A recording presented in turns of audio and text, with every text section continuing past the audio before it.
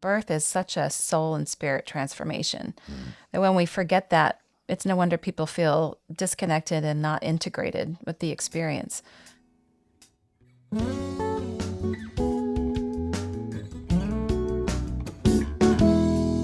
Welcome to With You Podcast, where we explore relationships and life transitions. I'm David. And I'm Tara. And today we're going to be talking about why healthy birth matters. Yeah, birth. Birth. So why are we talking about birth? Well, you know I love to talk about birth. You do. I'm a little worried that we don't have 6 hours for this topic. I know. It's hard to take me into a room without it turning to birth at some point. I know. We were at a dinner party and everybody wanted to share their birth stories. It was the most remarkable thing. They always do. You just have to open the door. I know. And none of those people were birth workers. And yet... No, they're people who gave birth. So it's important. I guess it matters. It does matter. Yeah, but why? Yeah, and that's where we're going to go because it is a topic that affects everybody. It is. I mean, we've all participated in it. Somehow. I think I was reluctant because I was due late and then came late. So I was in your arrival. I was a reluctant participant in the birth process. Yeah. Well, that's funny because it runs in the family. I was late and all of our kids needed to be persuaded as well. You know what my mom said about that? Uh-oh. She just created such a warm, welcoming environment. None of us wanted to enter the world. I'm sure that's true, actually. I don't know about that. So but we have all participated in the birth process. We were all born in one way or another. So we've all been affected by birth, and I would like to say that I think the way that we're born has an effect on our parents and really on the world, and I think it impacts more than just the people who give birth. It can impact the family around them and the community. So we wanted to talk about kind of the state of birth in our country. We're in the U.S. and globally, and kind of how birth practices are impacting the way people feel about their birth experience, and then how that affects their parenting, and then, maybe even the next generation. Yeah, I think for me, not having a uterus and not giving birth, birth affects me though because of our relationship and partnering and participating in that. And there's that funny joke of there's only 3 things you can depend on in life: birth, death, and taxes. Right? So we're going with number 1 now. We're going to do birth first. Yeah. So before we get started, we should talk about how birth has impacted us personally. So give me just 3 quick things you know about your own birth. A lot of people never hear about their own birth story. I am more familiar with the conception story. Oh, stop. Okay. 3 facts. Even though I was the runt of my family's litter, I was the smallest baby out of 3, and I was 8 pounds, 15 and a half ounces. Mm-hmm. So I was just a half an ounce shy of 9 pounds. My sister was 10'4", good buddy, and my brother was 9.5 pounds. So for one of the facts it's always been is that, man, mom had big babies. Mm-hmm. The next fact was dad's involvement in my birth story. So I'm born on February 14th. Valentine's Day, baby. Yeah, and I got a lot of love. Heart-shaped cakes. Heart-shaped cakes. Do you remember the spanking machines in elementary school? Oh, my goodness. Yeah, I don't know if we should even remember that. No, it's not even okay anymore. But I remember the teachers would have a spanking machine for your birth. You might have to explain that now. I wish you didn't have to. But Okay, so in the U.S., in elementary school in the 1970s, there was a lot of weird things that happened, and they usually happened around births. And since mine was on Valentine's Day, birthdays, yeah, there were 2 specific things that would happen. There's a spanking machine, and it's not an actual machine. No. It's where all the kids stand in a line and kind of straddle their legs apart about shoulder width, and then the birthday boy or girl crawls through and everybody spanks them on the backside as they crawl through, and that's a celebration of your birth. And then now it's kind of hard to believe that happened, but it did. Yeah, there's a lot of, and then given that it was Valentine's Day, my teachers would bring me up front and said, "David's such a little Cupid. Let's all come up and give him a kiss." And there were times when I got a lot of kisses. So that's the second fact of traumatic birth for me is no. is being born on a holiday. And then the last fact was my dad's participation. He really didn't participate much. Given that it was a holiday and it was the 60s, he wasn't allowed in the Yeah. birth room. What do you No, call it? The well, birth room? you're right. In the Labor room. labor room, yeah, partners or dads were not allowed in at that time. They were mostly, I mean, in most places, they were down the hall waiting to find out, or sometimes called in at the very last minute. Yeah, and we were in a really small town, and so he knew everybody, but he was just at the nurse's station having cake and fun time with the nurses while mom was laboring. Right. And so that's the big stories. Big babies, don't have your birthday on a holiday, and how it's changed that men and partners weren't allowed to participate. It was primarily a medical procedure. Yeah. And done separate from Well, any relationship. And just contextually and culturally and timeline wise, I think we were just coming out of a really terrible era of birth where they put women into what they called twilight sleep. Oh, that sounds lovely. Right. I mean, actually, women were really demanding it because it started, I think, in Germany, but it started in the early 1900s. They were using a combination of morphine and Ether? Was it no, ether? scopolamine. I'm not sure if I'm saying that right, but it was a combo that kind of it made women not necessarily not have pain, but not remember it, but they had to be strapped down. They didn't remember anything, and the babies often had to be delivered with forceps, and so it was it's a really terrible. I remember practice. us watching The Crown and seeing that depicted. Oh, did you? Yeah. I don't remember that. 1950s Queen Elizabeth. Anyway. Yeah. Well, often queens who I think it was Queen Victoria who started, who was one of the first ones to have any kind of anesthesia in birth. And then everybody wants that, right? Yeah, so it starts these practices. And it took a long time for that to come out of vogue because really terrible things were happening. And that was just ending in the early 70s. Yeah. So it was pretty common in the U.S. in the 1950s and maybe 60s and just ending. So I should ask my mom if she had no, twilight. she didn't. Oh, I mean, did. One thing I know that your mom has said is that, I mean, she really didn't think birth was that painful or that big of a deal. So we both came from that background and perspective. My mom Yeah, what are your three facts? Sure. Let me go there. I might have more than three. Okay. But just my background from my parents, they're both in the medical field. My dad was an anesthesiologist, but also a doctor of all kinds of things in Africa. And his mom gave birth to him in Africa with, we don't know all the details, but very likely no interventions at all because they were in a small mission station. Yeah, there wasn't a hospital. I think there might have been a clinic, but yeah. Either way, she gave birth to 6 children and twins in Africa. So it just seemed like it's normal, it's natural, it's no big deal. Yep. And my mom was a nurse with a lot of training in midwifery. And so she saw a lot of births and she expected her births to be unmedicated and not a big deal. And she gave birth pretty quickly and easily. And so those were my stories about birth. Yeah. So that's kind of what we expected. And my own birth was in a military hospital. And at the time, dads, like you say, it was the same year David was born. So dads weren't allowed, but because my dad was on staff there, they let him in. And it was really unusual to have an unmedicated birth and have the dad present. So my parents kind of bucked some of the practices there. And were the births had interventions, or because it was a hospital one, so like your grandma was out in the field? Not for my mom. She didn't want or need it. She came in kind of late. She told the nurse she was about to have the baby, and that's the story that I've heard is that the nurse said, "Oh no, dear, it's your first baby. You've got quite some time." And 10 minutes later, something like that, I was born. So those were the stories. To me, it sounded like, it's not that big a deal. And in our family, it seems to happen fairly easily. And that's what we expected. But did all we could when it was our time expecting our first baby. we did all the things to prepare. And in those days, Back in my day, we didn't have the internet. no, we so didn't. We had a library. we had a library. And we read a lot of books. I remember What to Expect.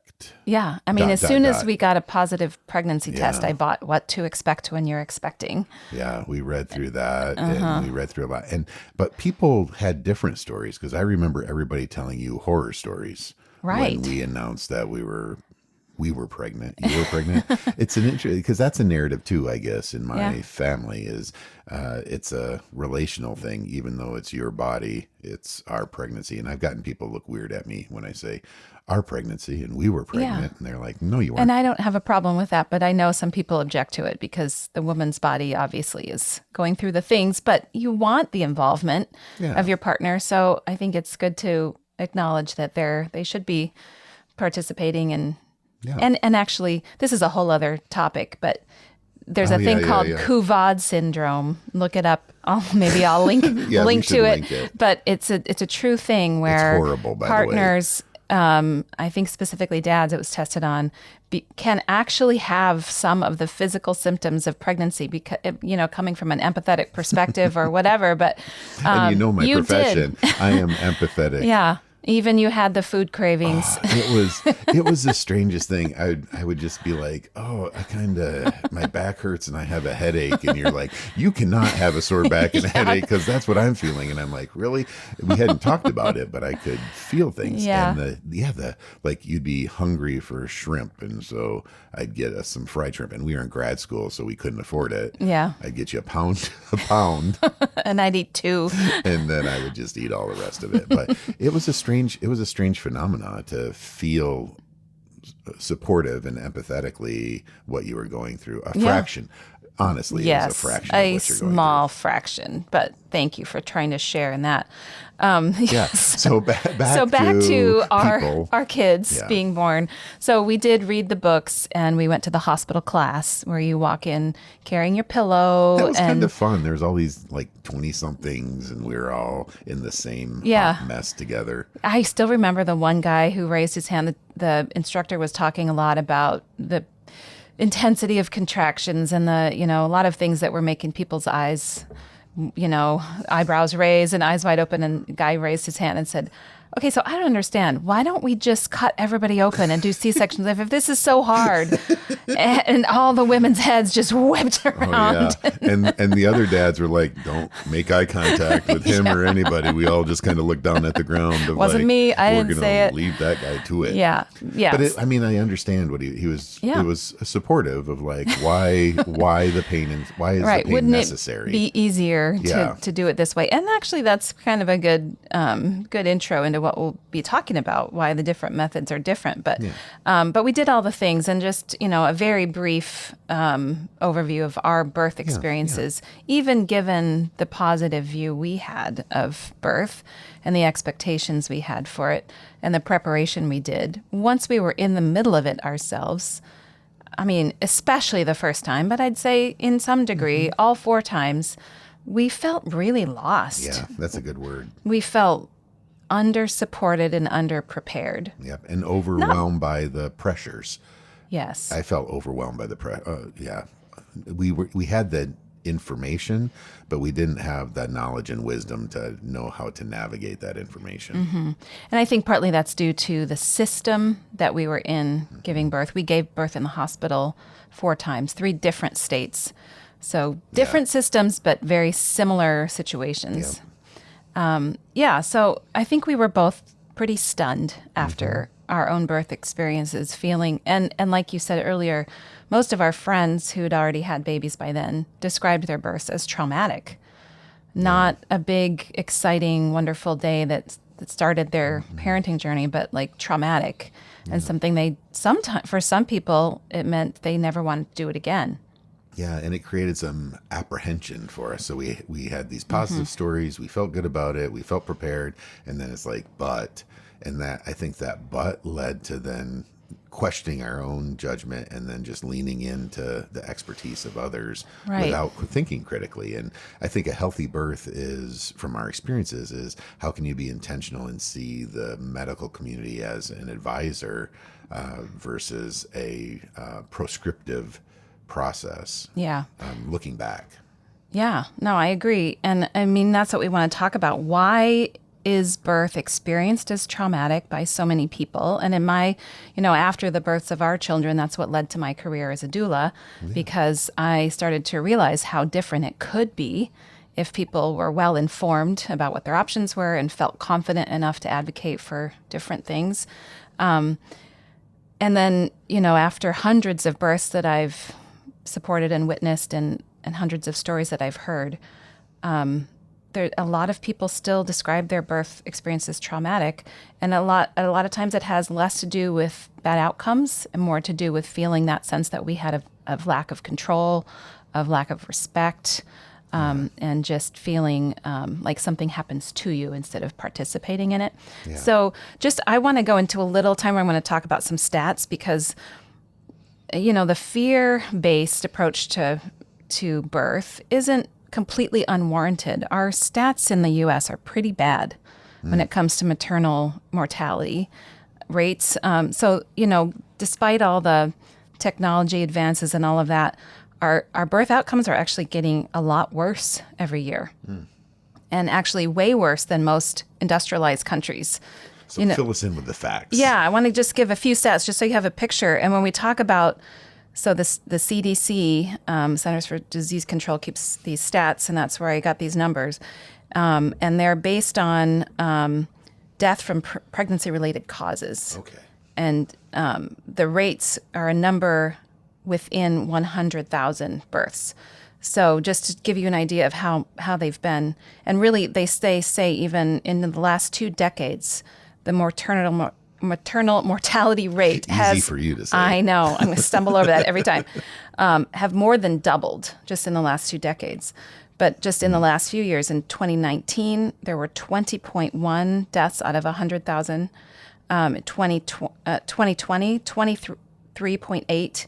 In 2021, 32.9. And that's just in the U.S. Yeah. So if you compare that globally, is there an example that you can give of how that matches up with other similar industrialized countries? Yeah, well, just before I go there, I want to say, too, that that's the general number, but those rates are 3 times as high for Black women in America. So we can't talk about this without talking about the disparity in race outcomes, too, which is really, really terrible, and a lot of those are preventable deaths. But by comparison, in similar countries, industrialized countries, so just for 2020, the U.S. had 23.8 deaths out of 100,000. France had 8.7, Canada 8.6, the UK 6.5, and goes down from there. Wow. So it's a big difference. It's 4 to 6 times more. Right? And deaths so, in the US. Of course, people are wondering why. And of course, that leads to a lot of fear and risk-based approaches. And so, you compare it to, is it because health is getting worse in general? There's a lot of proposed reasons why. But the fact is that our C-section rates and our induction rates are also rising really rapidly. In the U.S. now, 1 in 3 women will have a C-section. So that guy was a future teller back, Right. back in the 90s. Right. Well, why don't we just cut them all out? Some people would agree with that. This is complicated, so let's just... Well, it kind of shifts it from a natural process to a medical process. And thinking about, I know that these deaths aren't associated to medical practices, but it's something systemically, like you were saying, with African American women having 3 times higher. It's not a simple explanation. Yeah, and that we cannot unpack all of that. But I'm just saying that it leads to that fear-based approach, but it's apparent that the fear-based approach isn't working. Yeah, true. It's not lowering our rates of bad outcomes. And so it's just kind of a lead-in to talk about, well, how can we do better and what makes a healthier birth? And there's been lots of people studying how to make things better. And I just want to talk about a a statement by the UN Global Strategy for Women's, Children's, and Adolescents' Health.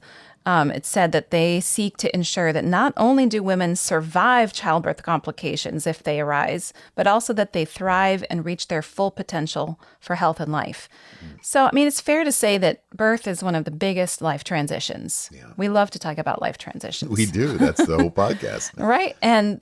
There's not one that feels a whole lot bigger than that when you bring a new life into the world. And so to say that, because of these bad statistics, then often hospitals move to, okay, their approach is healthy mom, healthy baby. Yeah. And what that often just means is they're both alive at the end. Yep. And that's a low bar. Right? Yeah. Of course we want that. Yeah. Of course that's what we're all shooting for, but that's really the bare minimum for someone to move forward then into parenting. We really want them to be healthy in mind, body, and soul. Yeah. And sometimes these practices work against those things, which create more problems. Let's not even talk about the rates of postpartum depression and those kinds of things afterwards. So it's nice to know that people are pushing towards practices that lead towards that kind of full body thriving afterwards, and that the experience matters. Yeah, I love it because that's a systemic. This is the interface of our careers and our professions.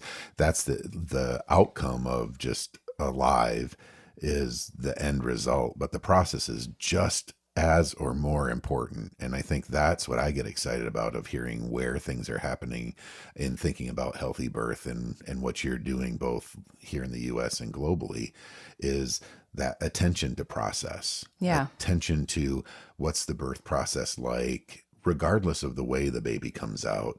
The flourishing and the health is the process. And maybe we can talk a little bit about that. And there's starting to be guidelines about process, right? Not just the outcomes. Yeah. I mean, there have been, but I think, and I just want to make sure that we're not misunderstood here, as I'm not speaking out against our medical community. There's wonderful doctors and nurses and hospitals that their goal is that everybody does well in birth. It's just that the practices that are put in place, and really I would say our system is working against optimal health in a lot of ways in birth. And because birth is a very different paradigm than what a lot of people are trained for in medical school, is to stop, pain that's dysfunctional. And birth is a functional life event. So it's very different.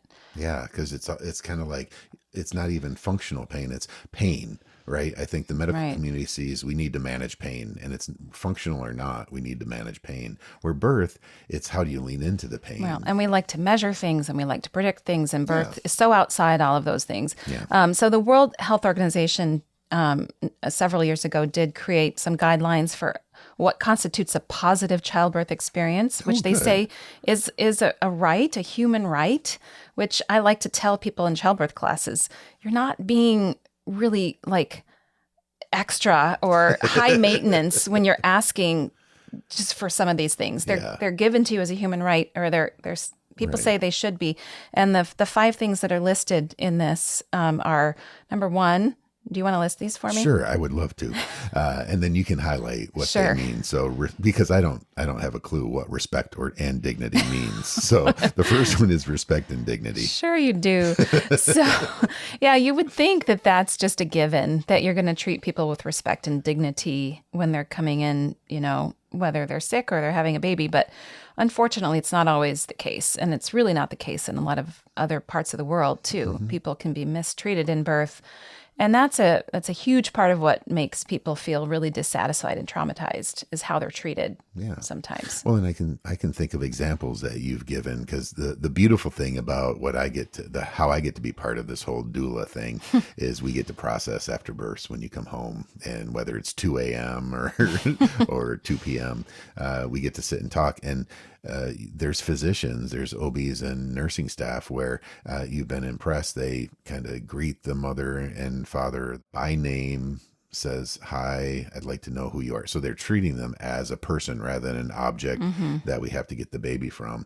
And that's dignity, that's respect. And it's amazing how different that is than if you just walk in, "I got a job to do. I'm not going to make eye contact. I'm going to go right down to your southern region, check you out, and then walk out the door without saying anything." Right. Both are doing the medical procedure correctly. One is showing human dignity and respect of like, you're a person and I might be busy, but I can take 15 seconds to say, hi, Tara, I'm going to check you now. No, how about, may I check you now? Oh, yes. Yes. Yes, it's I mean, different. that language is I'm so going different, to right? Yeah, versus that's me doing it. I would like to examine you because would it be okay if we do that now? Yeah, I Yeah, see. yeah. Yeah. So languaging and Oh, man. you were close. I am so close. Yeah, But- and I think we'll skip the second one to say that leads right into clear communication by maternity staff. And that's another one that I understand. People are working all day. They're sometimes at the end of their shift. They're doing the same thing. They assume that the patient knows a lot about what's going to happen, but it makes a world of difference just even to explain what's happening or even what the machines are in the room. Clear communication about what to expect and about being a participant in some of the choices of things that aren't medically necessary. All of that makes a really big difference in people feeling like they're being treated as a human and, having a choice. I mean, these are kind of like duh type of things. And yet, even my little conversation with you, I stepped in it in terms of the process. So, 1, respect and dignity. 2, clear communication by maternal staff. 3, a companion of your choice. Oh, please choose me. Please choose me.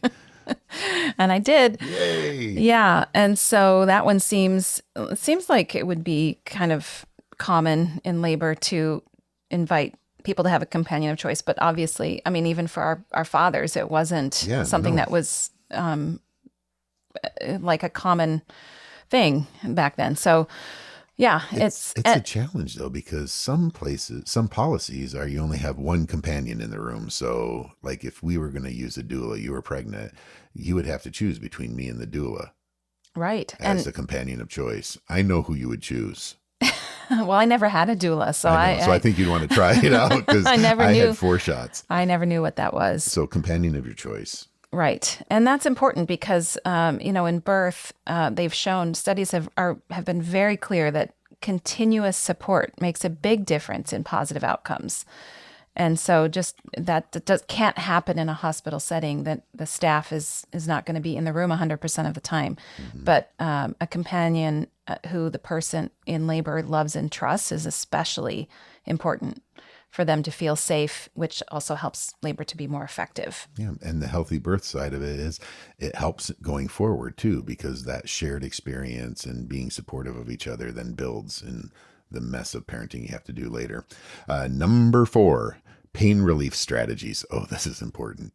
Yeah, I mean, it's good to have a plan, and that's a lot of what I do with couples before we get to the birth is just understanding what the options are for pain relief, and sometimes it's non-medical,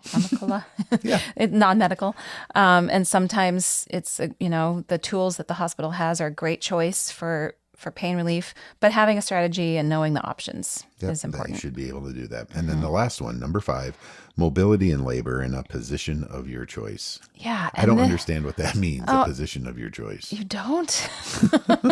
So, I mean, this one seems super obvious that somebody in labor should be able to be mobile and be in the position that works for them. But on TV and Monty Python, it's always a woman on her back with her legs up in the air. Monty Python. Well, yeah, there's a Monty Python skit anyway.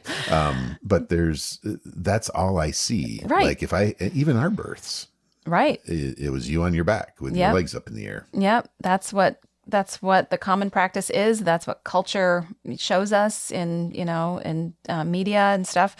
And that's the way the doctors are trained to deliver. So it's the way that they know, it's the orientation, it's the way they assist the baby as they come out.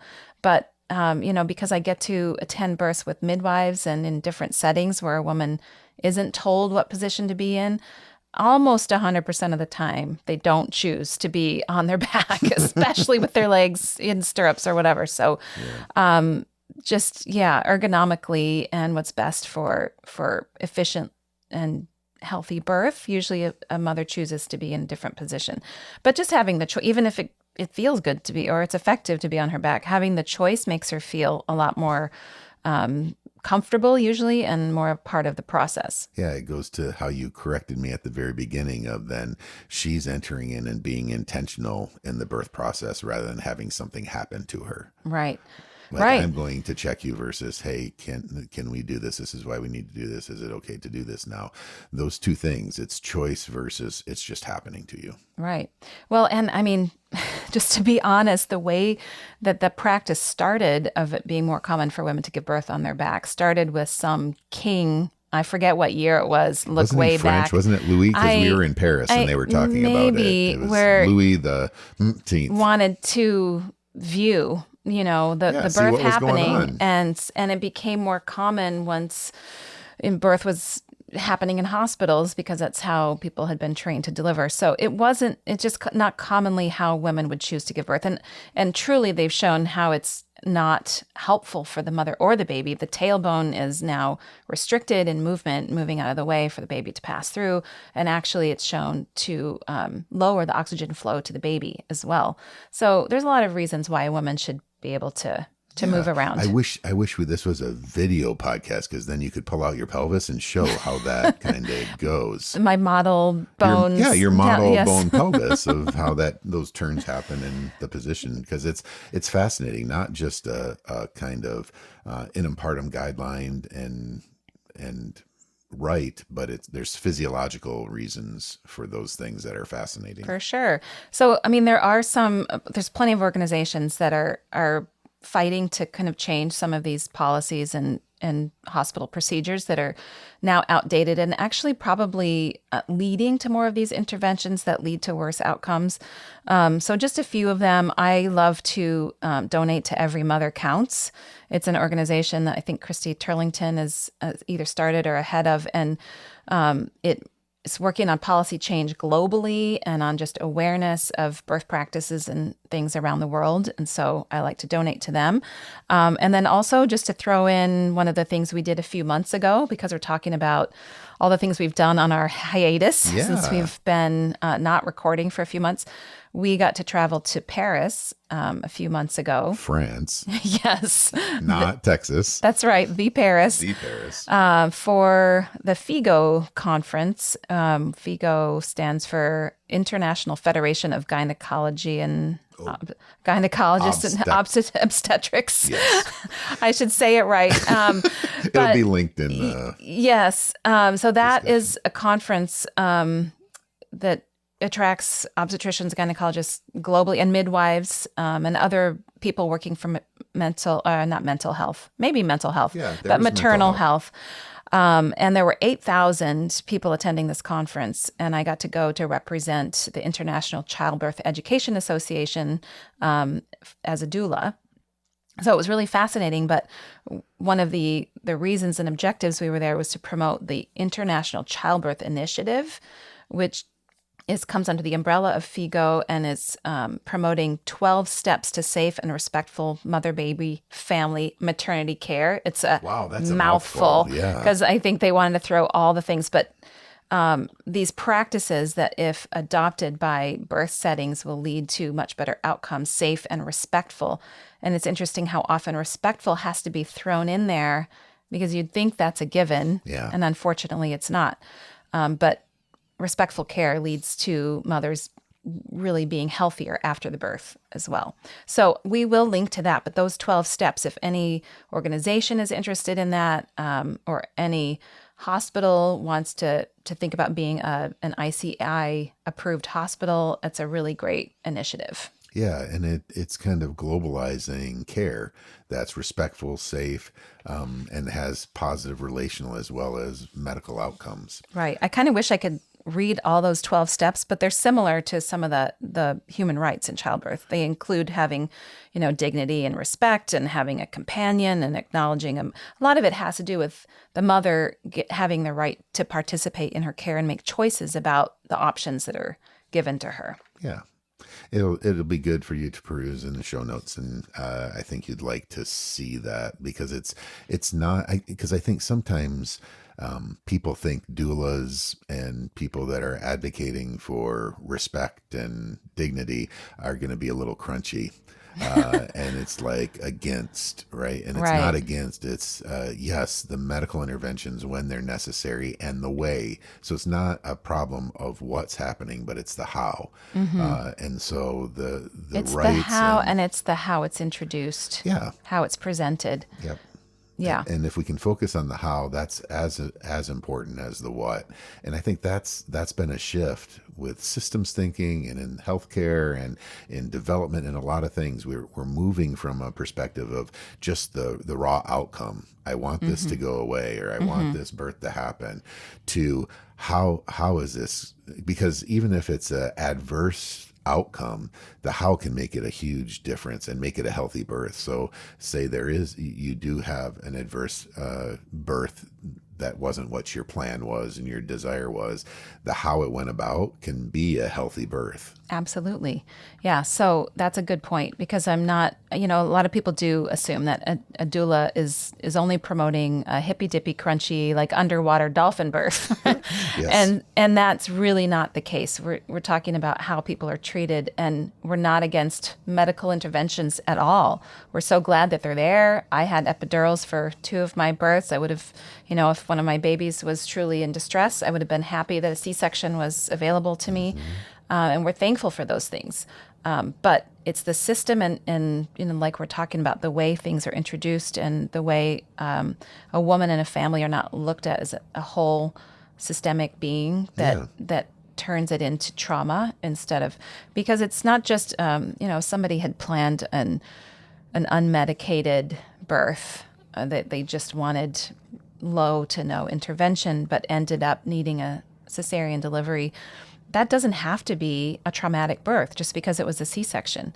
If their provider communicates well with them, the reasons about why this is happening, and they have trust relationship with their provider, and then they're treated. Sometimes people are upset by a C-section merely because they're afraid, and the providers are talking about the baseball game while they have their hands inside pulling the baby out instead of paying Being attention, present. being present, paying Yeah. attention to how they're feeling, feeling disconnected from what's going on. And a lot of times it's just about the lack of connection then with their baby. Yeah. So some people think it's selfish to want one type of birth over another. And when I listen to people's stories and why they're upset by going a different direction, it usually is not because the baby didn't come out a certain way. It's because after that C-section or whatever, the baby was then removed from them and wasn't brought to be skin to skin. And they had a longer time of separation.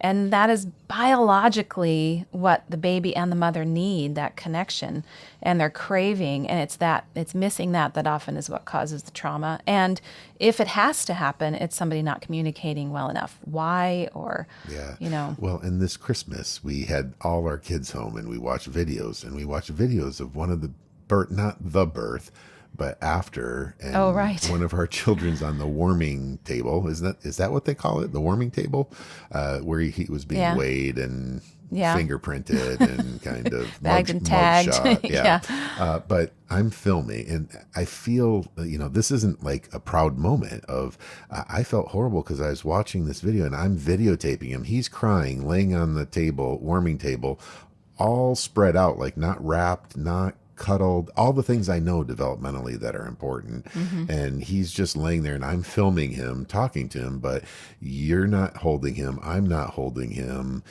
He's distressed because we're not connected, Mm-hmm. and because there's certain things that have to happen.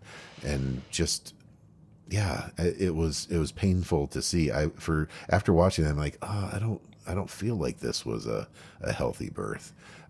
It Yeah. was. He's healthy. And And fine. he was healthy. A lot of those things Yeah. that they do immediately after birth can be done with a parent holding them. Yeah. And we accept that separation because that's Yeah. just the way it's done. I It's just the deferred. practice. And I know better. And so it was lovely to see and really hard to see. So it leads into the last question, which is a how question. Yeah. Given that we're talking about how can people increase chances for a healthy birth? I think this is the kind of the takeaway that I'm curious about what you're going to say. Yeah, well, this is the one that I'm going to have to try to summarize because I just did a 2-hour class on this last night, and that wasn't even enough time. But yeah, I mean, I think it begins with understanding the process of birth. So I really do encourage everybody to take a comprehensive childbirth class. I think information is the place to start of understanding the process, appreciating the physiologic process of birth. So usually that means an out-of-hospital class. The hospital classes, some of them are good. It just depends. Often they're kind of more of a list of how to be a patient at this hospital. Yeah. Do you know any good classes? Well, yes, I do. Toot your own horn. Let's go. You could sign up for mine if you live around Chicagoland, or some online options might be available. But yeah, I do think information is a good place to start. Also, we've talked a lot about how, of course, in any profession, there's a range of styles and philosophies and all of that. And you should find a provider that matches your philosophy. That's really, really important, because if you're constantly coming to your doctor visits or midwife visits and you're on the defense and having to fight for a different way to do things, that's really not going to help the process. Yeah. So really good information and a provider who you trust, who you're on the same page with as far as your options, is really a great place to start. Of course, I think a doula is helpful. It's not possible for everybody, but even having a close companion who also understands birth and understands what you desire in birth is important. And then for understanding the process, thinking about where your expectations come from. What do you know about birth? Where did that come from? Because the way you think about birth is going to affect how it plays out in your body. And then physiologically, understanding the hormonal process, the importance of movement, all of that is going to change how you react once you start feeling the contractions and all of that. Back to the mind part, I think being able to give yourself permission, whether it's me as your support person or you, to ask questions and to be curious. Like, asking questions of a physician is not threatening or is not working against medical advice. It's that dignity and saying, okay, I want to understand what are our options here. If it's not offered, like, hey, we're thinking about doing this and this is why. If it's like, hey, we got to go to get an epidural right now. Unless it's a life and death emergency, there's space to ask questions. Yeah. And that's permissible. And I would encourage it, because I think that's part of a healthy birth. It doesn't mean you're necessarily going to get the procedure that you want or desired because the situation has changed, but you're knowing kind of the mental part of it. You're knowing what's going on and you're able to prepare and engage in that. So curiosity, I see that a lot with my students in therapy, of like, they get, as new clinicians, the family asks questions and they get threatened by it. And I work with them of like, no, people that we're caring for and with, asking questions is wanting to be involved. It's not a threat. And so I think for me, a healthy part of birth is, can you lean into that space of curiosity, especially if it's not your natural bent, or if deferring is your natural bent? Can you lean into asking questions that are respectful, but giving you options? That's a really good point. And I talked about this in class last night, because a lot of people, when they hire a doula, and I ask what are some of the reasons you want a doula, a lot of people are afraid that they won't know the questions to ask when they're in labor, when they're in any hospital situation, and that if they do ask questions, that the doctor will, it'll be a conflictual relationship.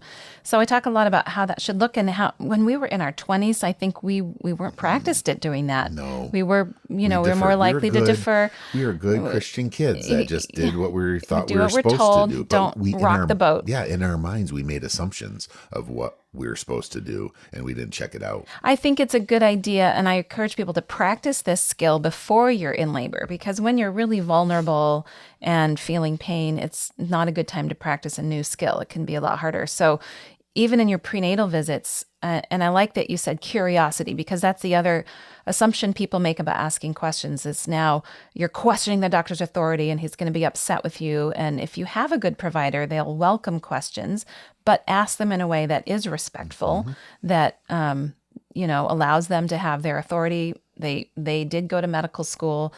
But ask the question in a way, instead of saying, no, I do not want that. I told you I didn't want that. And I demonstrated that in class. The guys were all laughing because they were like, oh yeah, that's what I was going to do.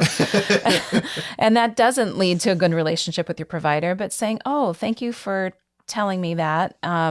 Could I have some time to think about that? Or could you talk to me more about the benefits of that procedure or what risks might be involved if we do that? And then, if they're still suggesting that we go ahead with some interventions, you can always ask for time. Yeah. Slowing things down helps to tell you if it's urgent and needed right now or not. And all of that is easier if you have, like you said, have a trusting relationship you've developed with your provider, that goodness of fit, that it's going to be easier and they're going to know you, so that you asking questions isn't a new thing. Right. It's something that you've done in the build up in the visits. If you don't have that relationship, or you end up with somebody in the room who, who's unknown to you, you can simply say, I decline that right now. I need some more time. That's always your right to say that. Yeah. We would hope that if they're introducing something, it's because it's needed, but just having an explanation can be really helpful. So physiologically, how can you help get ready for or increase the likelihood of a healthy birth? Yeah. Well, like I said, understanding the process and trusting the process. And I kind of like to lean on to the Lamaze, which has been around for a long time and used to be known for the special patterned breathing, the he, hoo. I thought that was going to be my part. That was like that, and ice chips were about all that I was helpful for in the birth. Yeah. Like he. Yeah. I think we threw that out the window during our births, but Lamaze has a lot of really great information, and they have set up the 6 healthy birth practices. So I think that's super relevant. And they've kind of distilled it down. These 6 things will help, a physiologic birth to be more likely. And number 1 is let labor start on its own, which doesn't happen that often anymore. How else could it happen? So I'm curious. Labor induction, which actually we had twice. Oh, yeah, that's right. Is a much more common practice now, because people just don't really trust that birth is safe after a certain number of weeks gestation, which is a whole nother discussion. But letting it start on its own usually leads to a more efficient and healthier birth. Of course, there's instances when labor needs to be induced earlier for medical reasons, like preeclampsia and things like that. The second one is walking, moving around, and changing positions throughout labor. So again, we're talking about motion and position changes. It's very helpful to moving labor forward efficiently. Third, bringing a loved one, friend, or doula for continuous support. Known better outcomes, proven better outcomes when you have continuous support. Yeah, there's good data. Yeah. Number 4, avoiding interventions that are not medically necessary. So that leans into that, how to ask the questions about these things, because things might be introduced that don't seem like a choice, but there may be another option in many cases. Number 5, avoid giving birth on your back. Follow your body's urges to push. That's also not, that's not common practice in the hospitals around here. And number 6, keep mother and baby together. Oh, that's what I was talking about, the warming table. It has so many benefits for the mother and the baby. Yeah. As much body contact as possible for baby's temperature regulation, for breastfeeding, for a lot of things. So and it's not just for the mother, right? I've seen kind of you talk about partners, dads being shirtless, holding skin to skin contact with the baby. Yeah, skin to skin with the partner is amazing too, and has amazing benefits. And it's been proven now that dads can get just as much oxytocin burst with that skin to skin. I love oxytocin. It's for those of you that don't know, it's the love drug. Well, it's the attachment drug. Hormone. It helps us kind of attach and connect, and so that skin to skin contact elicits evokes oxytocin, which And leads connection. to a sense of safety, secure attachment. And there's tons of research relationally on the positive benefits of attachment, early Yes. childhood And it attachment. has something to do with the human microbiome too. Sharing those skin cells and all that is really good for, your family to share that. So I had one of my favorite stories. I tell dads that that's important for them to do in the first few hours after birth. And I had one dad come to the birth wearing a what he called a cowboy shirt, like instead Oh of yeah, buttoned, like a button up shirt, it was snaps. snaps. Oh, I love And that. I didn't know until the baby came out and it was his turn to hold the baby. And he just ripped open the snaps on his shirt and he's Pop, like, pop, pop, pop, I'm pop. ready for skin to skin, and put the baby close to his chest and closed the shirt. It was so cute. How beautiful. So that's the physical part. So we've Yeah. talked about the mental, the physical things that can help likelihood of a healthy birth. What about spiritual? Yeah, and that part really gets underrepresented and talked about. But birth is such a soul and spirit transformation that when we forget that, it's no wonder people feel disconnected and not integrated with the experience. So acknowledging that it's a soul transformation, acknowledging that it's a huge eye-opening and heart-opening experience. It's said that women in pregnancy and birth are emotionally porous. They're open to just everything that comes by. She absorbs everything. And so we want to protect the space and let what comes in be fulfilling and edifying and not adding to fear or lack of confidence. So really not telling a woman all the horror stories is a good way to start. Yeah. Acknowledging this big rite of passage, taking care of her emotions and her soul. And so, I mean, I think there's room for a lot more rites of passage. There's some women that do, what do they call it? Like a mother blessing. Instead of a shower, it's about the mother and getting encouragement from your friends and advice. And so I think it's a really special time that we need to acknowledge. We're moving into a new role and a new time as adults. And so surrounding people with as much encouragement and support. We don't have a lot of that after the baby comes either. No. And I this Christmas, for whatever reason, I was really moved by Mary's story and presence in the Christmas story. Just that porousness, that open. She cherished all these things in her heart. There's a song that she kind of sings. There's this beauty, artistic sharing that it was just new and fresh to me as we've been talking about these things. Is like, oh, here's an example of that openness and love that can then permeate.